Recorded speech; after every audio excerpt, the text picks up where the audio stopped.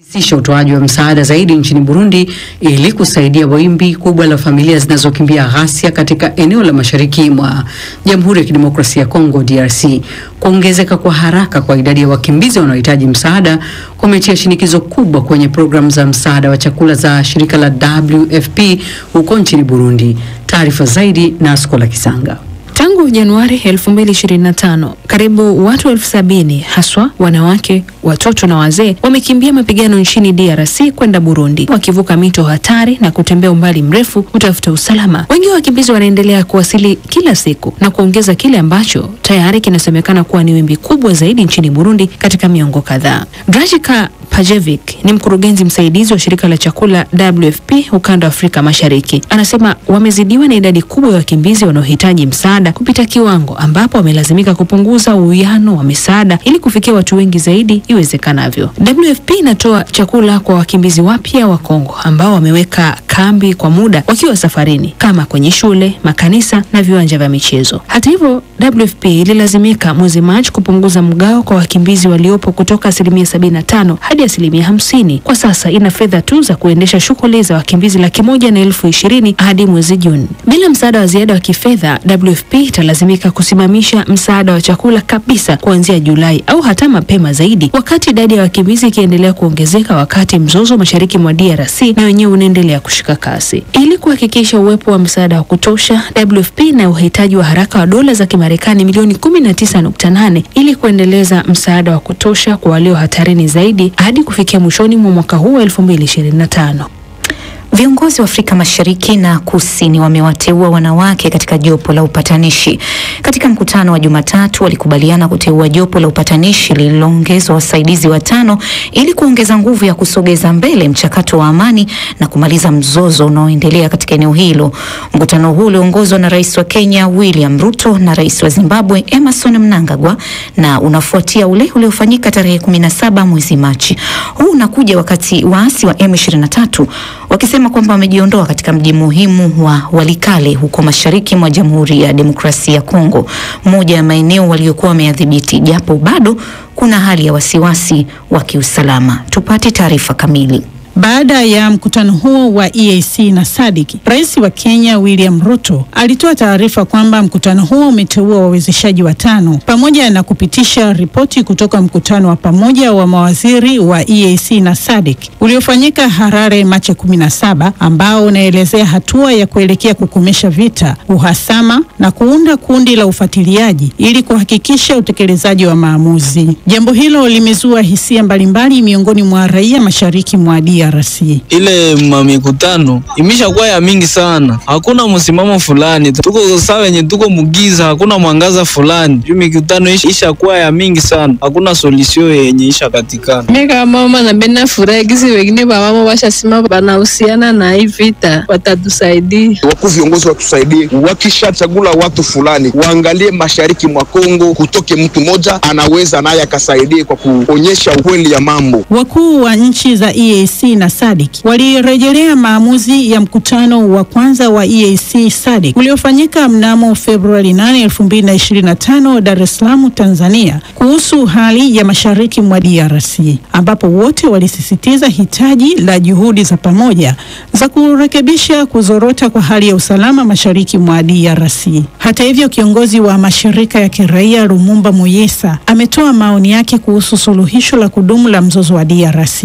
Ukiangalia mzuri, SADC imeweza tuma wajeshi wake hapa Kongo, hata na yeye asena huko siku ambazo zilipita na alituma jeshi lake hapa Kongo ili kuweza kusaidia mambo hii ya vita, lakini wote walishindwa. Sasa leo hii wanaenda kwenye njia ya kidiplomasia, ni mzuri sana, lakini sisi kama vile Kongomani tunaweza kuikaa kati ya Wakongomani na tunaweza tatua shida zetu, kwa sababu haiko nchi za nje ndizo zinapaswa leta solution kwa shida za Kongo. Tangazo la EAC SADC SADC lilisisitiza kufanyika kwa hatua za haraka ndani ya siku 30, kukomesha kwa uhasama na kusimamishwa kwa mapigano yoyote ili kuruhusu uhuru wa harakati za mashirika ya kibinadamu, kufungua viwanja vya ndege vya Goma na Kavumu. Kwa hayo, mmoja wa wachambuzi wa masuala ya usalama na utawala bora Herve Wala ameeleza mtazamo wake. Negotiation sio za kwanza, tumepitia negotiation mingi sana, na zile negotiation zinazaa vita. Donc inakuwa kama vile watu wanasimamisha vita kwa muda fulani ili tena waianze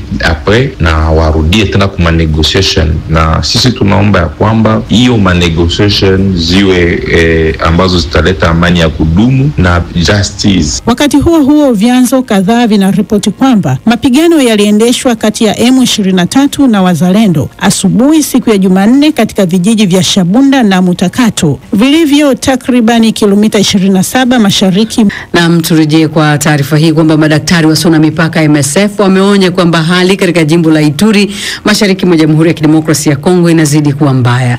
Taasisi hiyo inasema watu wanakabiliwa na mashambulizi makali na hivyo kulazimika kuyahama makazi yao huku wakihangaika kutafuta huduma za matibabu. Florian Kaijage na maelezo zaidi. MSF inasema katika ripoti yake mpya kuwa maisha yanazidi kuwa hatari zaidi kwa jamii zilizoko kwenye mzozo. Kwa miaka mingi Ituri ambayo ina rasilimali nyingi imekumbwa na ghasia za kikabila na mapigano kati ya makundi yenye silaha. Umoja wa Mataifa unasema mapigano hayo yamesababisha watu 100,000 kukimbia makazi yao kwa mwaka huu pekee. MSF inasema kufikia mwaka 2024 zaidi ya watu 1,300,000 ambao ni takriban 18% ya wakazi wa Ituri tayari walikuwa wamelazimika kukimbia makazi yao. Tangu mwaka huu kuanza, zaidi ya watu 200 wameuawa katika mashambulizi huku wengine wengi wakijeruhiwa. MSF inasema madaktari wao wamewatibu manusura wa mashambulio ya mapanga na risasi, wakiwemo watoto na wajawazito. Vurugu hizo pia zimeathiri hospitali na zahanati. MSF imeeleza kuwa hospitali kuu ya Drodro ambayo imeisaidia tangu mwaka 2019 imelazimika kufungwa mara 4 kwa sababu ya ghasia na kuwaacha watu 200,000 bila huduma nzuri za matibabu. Takriban nusu ya vituo vya afya katika eneo hilo vimeharibiwa au kuvunjwa tangu mwaka 2020. Hata watu walio katika kambi za wakimbizi hawako salama. MSF inasema iliwatibu waathirika wa risasi baada ya shambulio kwenye kambi ya Plain Savo mnamo Septemba 2024. Ripoti hiyo pia inaangazia matendo ya unyanyasaji wa kijinsia huku wengi walionusurika wakishambuliwa wakitafuta chakula au kuni. Takriban nusu ya watu huko Ituri hawana chakula na magonjwa yanaenea kwa kasi katika kambi zilizojaa watu. MSF pia imetoa wito wa kutolewa msaada wa haraka ili kuhakikisha watu wanaweza kupata huduma za matibabu na kuwa salama. Naam, ni taarifa yake Florian Kaijage. Na kwingineko ni kwamba waziri wa mambo ya kigeni wa Urusi Sergei Lavrov amesema mazungumzo ya Jumatatu na Marekani yalijikita hasa katika usalama wa usafirishaji baharini katika Bahari Nyeusi. Amesema hatua hiyo ilifikiwa katika mazungumzo kwa njia ya simu hivi karibuni kati ya Vladimir Putin na Donald Trump. Bwana Lavrov alisema Moscow inataka kurejelewa kwa makubaliano ya Bahari Nyeusi, lakini kwa masharti yaliyoboreshwa zaidi. Kulikuwa na mazungumzo mafupi ya mwisho kati ya Marekani na Ukraine Jumanne asubuhi. Kulikuwa na matumaini kwamba Moscow inaweza kushawishiwa kukubaliana kusitisha vita kwa muda wa siku 30. Berdin Waliaula na maelezo zaidi. Maelezo zaidi kuhusu mazungumzo kati ya Urusi na Marekani hayatawekwa wazi, ikulu ya Kremlin imetangaza. Hii ni baada ya maafisa wa Urusi kukutana hapo jana nchini Saudi Arabia kuzungumzia vita vinavyoendelea Ukraine. Mataifa hayo mawili yalifaa kutoa taarifa ya pamoja kuhusu mazungumzo waliokuwa nayo, ila bado hawajatoa tamko lolote. Mazungumzo hayo ya siku 3 yaliyohusisha upatanishi kutoka Saudi Arabia, Marekani, Urusi na Ukraine tayari yamemalizika, huku sehemu ya pamoja ikikosa kuafikiwa. Akizungumza na wanahabari kupitia njia ya simu, msemaji wa ikulu ya Urusi Dmitry Peskov alisema mazungumzo hayo yaliangazia mambo ya kindani ambayo hayawezi kuwekwa wazi. Tulikuwa tunazungumza mambo ya kindani, yalikuwa mazungumzo yaliyoangazia sekta zote. Kwa hivyo wacha tuseme baadhi ya maelezo ya mkutano huo hayatawekwa wazi na msitarajie hilo. Pili, bado tunachambua ripoti ambayo iliafikiwa na labda baadaye ndio tunaweza kuzungumzia swala hili la maelewano. Msemaji huyo aliongezea kuwa upatanishi wa kila taifa watafanya mazungumzo na serikali zao kuhusu yale iliyojadiliwa nchini Saudi Arabia. Matokeo ya mazungumzo ya Riyadh yanapigwa msasa. Bado tutaendelea kuwasiliana. Bado hakuna kilichoafikiwa kwa sasa. Inasemekana mazungumzo hayo yalilenga makubaliano ya kusitisha mapigano katika Bahari Nyeusi na Ukraine kurejelea kuuza ngano inayozalisha katika soko za nje kupitia bahari hiyo nyeusi, huku Urusi ikitaka iondolewe vikwazo iliyowekewa na mataifa ya Magharibi. Wiki iliyopita Urusi ilikataa mapendekezo ya Trump ya kusitisha kabisa vita kwa siku 30, ikikubali tu mapatano ya kutoshambulia miundombinu ya nishati. Mazungumzo hayo pia yamejadili masuala ya mipaka na umiliki wa mitambo ya umeme. Afisa mmoja kutoka ikulu ya White House ambaye hakutaka kutajwa anasema mazungumzo hayo yalienda vizuri na yalikuwa yenye tija. Naam, shukran Beldin Waleula. Wanaume wawili waliowahi kutajwa kama miamba ya soka na wenye nguvu zaidi katika kandanda duniani wameachiliwa tena na mahakama ya Uswizi katika kesi ya ulaghai iliyomaliza maisha yao ya soka miaka 10 iliyopita. Michael Platini ambaye wakati huo alikuwa akisimamia soka la Ulaya alitarajiwa kumrithi Sepp Blatter kama afisa mkuu katika shirikisho la kimataifa la soka FIFA. David Nkya anaarifu zaidi. Kesi hiyo inahusiana na malipo ya zaidi ya dola milioni 2 ambazo Sepp Blatter aliidhinisha kwa Michel Platini, ambazo wote wawili walisisitiza kuwa ni sehemu ya ada ya masuala ya ushauri. Akizungumza na waandishi wa habari nje ya mahakama, Platini alitoa maoni yake kuhusu kile kilichojiri mahakamani leo hii. Nimefarijika na nilisema kwamba mateso ya FIFA na waendesha mashtaka wachache wa Uswizi, mawakili wa serikali hizi na shirikisho la soka katika kipindi cha miaka 10 iliyopita sasa yamekwisha kabisa. Kwa hivyo nimefarijika. Nilikuwa ni kama nimedhibitiwa, lakini hatimaye kwa sasa ninaweza kupumzika. Je peux être plus tranquille maintenant. Kwa upande mwingine, alipokuwa akitoka kwenye jengo la mahakama, Blatter alizungumza na waandishi wa habari juu ya kile alichokiita ni mzigo wa mashtaka aliopewa.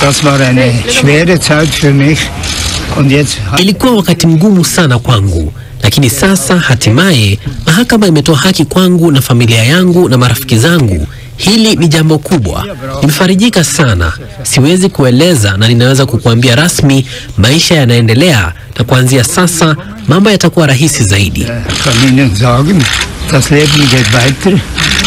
Kusikilizwa kwa kesi hiyo hii leo kumekuja baada ya waendesha mashtaka kutoka nchini Uswizi kukata rufaa dhidi ya kuachiliwa kwao mwaka 2022. Wote wawili walikana na kukanusha shtaka hilo.